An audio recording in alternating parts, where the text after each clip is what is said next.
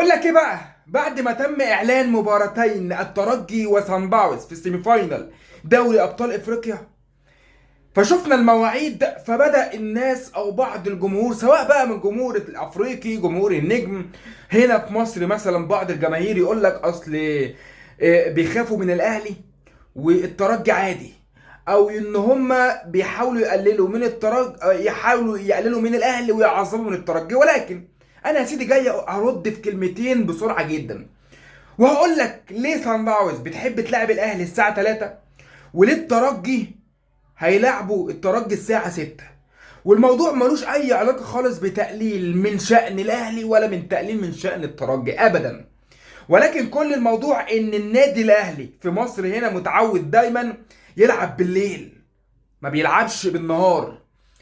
وغير كده ان انت كفريق صن داونز لما بتيجي تلاعب الاهلي طبيعي هتجيبه في الميعاد اللي هو ما بيلعبش فيه، مش متعود عليه مع الرطوبة والحر والجو، فانت هتبقى يعني ايه، متفوق شوية على الاهلي. فده تفكير دايما الفرق الافريقية لما بتلاعب الاهلي، عشان يقدروا يفوزوا على الاهلي او حتى يقدروا يعملوا نتيجة ايجابية. ولكن الحمد لله يعني الاهلي لما بيروح في افريقيا بيحط على اي حد، بعيد عن مباريات سان داونز في اخر فتره، وان الاهلي هناك بيروح لا اما بيخسر لا يتعادل، وخاصه الخساره الكبيره. ولكن الاهلي بيعرف يرد في وقت من الاوقات، بيعرف يرد، وفي النهايه بيكون هو بطل افريقيا، ده لان ده الطبيعي وده العادي. الناحيه التانيه بقى بالنسبه للترجي التونسي، الموضوع مش تقليل من الترجي، ولكن لان الترجي التونسي متعود يلعب بالنهار يلعب بالليل، فده عادي.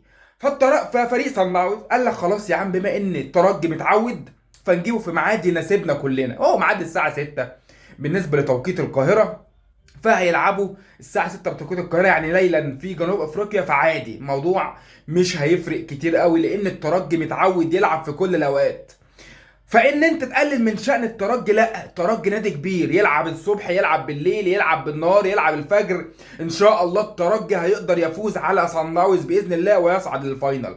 الاهلي زي ما قلت لك، الاهلي يلعب في اي وقت باذن الله، يقدر يحط على اي حد. مباراه مازيمبي اللي جايه هيبقى واحده ظهرا في الكونغو، 3 عصرا في القاهره، باذن الله الاهلي يروح يحط على مازيمبي ويجي ان شاء الله بنتيجه ايجابيه ويصعد من القاهره باذن الله، فعادي وطبيعي. ولكن جو التقليل ده كلام ساذج من ناس دماغها مفسيه، فسيبوكوا منهم. ولكن الترجي والاهلي ناديين كبار جدا في قاره افريقيا، وهيقدروا باذن الله انهم يصعدوا الى فاينل دوري ابطال افريقيا باذن الله. اما في الفاينل بقى فطبيعي يعني، بعيد ان انا زملكاوي ولكن كمصري اتمنى فوز الاهلي ان شاء الله بلقب دوري ابطال افريقيا. كفايه عظمه لحد كده، سلام.